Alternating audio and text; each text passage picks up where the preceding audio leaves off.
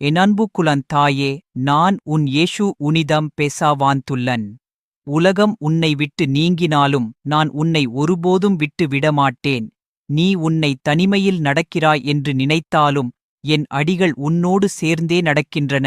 நீ சோர்வடைந்து விழுந்தாலும் என் கரங்கள் உன்னை தூக்கிக் கொள்ளும். நீ இருளின் நடுவில் தடுமாறினாலும் என் ஒளி உன் பாதையை ஒளிரச் செய்யும். உன் உள்ளத்தின் ஒவ்வொரு காயத்தையும் நான் அறிவேன். மனிதர்கள் பார்க்க முடியாத புண்களையும் நான் அறிவேன். யாரும் கேட்காத உன் கதறலையும் நான் கேட்கிறேன். நீ உன் உள்ளத்தில் எவ்வளவு வேதனையோடு இருந்தாலும் அந்த வேதனையை ஆற்றுவது நானே.